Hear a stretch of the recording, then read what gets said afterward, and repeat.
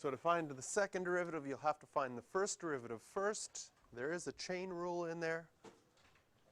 And then the second derivative, there's a chain rule again. And for the integral, remember the plus c.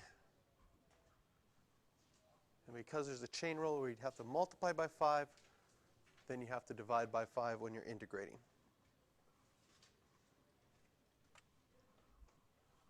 So here, inside the square roots, we see a function inside of another function.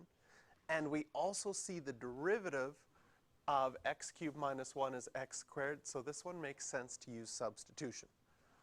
So if you let u equal the x cubed minus 1, the du dx becomes 3x squared, so you're going to have to divide by 3 just to get the x squared by itself.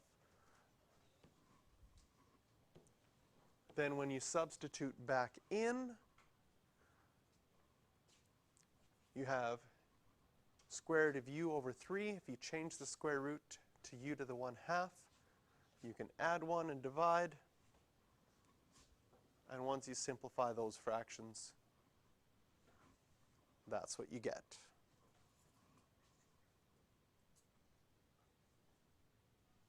So these questions are designed to get you to think about your rules and properties of integrals. So for in part A, if you have a constant inside, that constant can come outside, and since you know the integral from 0 to 3 of f of x is given to be 8, then this just becomes 2 times 8, which is 16.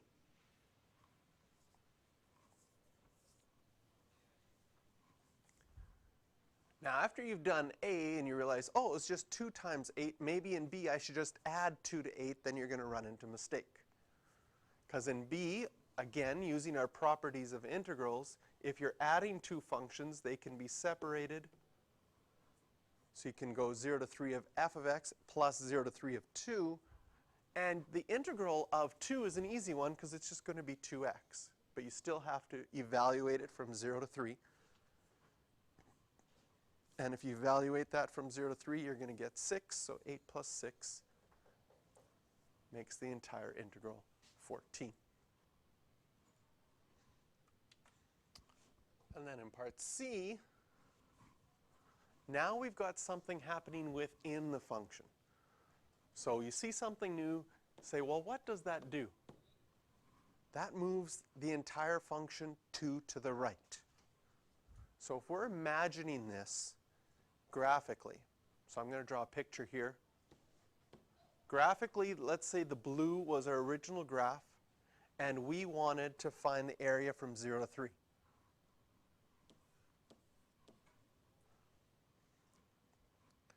Well, now that area, which I have that shaded crayon part, if I moved it 2 to the right, that's that same area. Can you see what I've done? I can color code it again. So we had this as our original area here. And then that area got moved 2 to the right. Can you see that that area would still be 8? Because if the area was 8 from 0 to 3, it's going to be 8 when it's moved 2 to the right. Then to figure out what those values would be, we just have to take 0 and 3 and move them 2 to the right. So you'll find out that C has to be 2 and D has to be 5.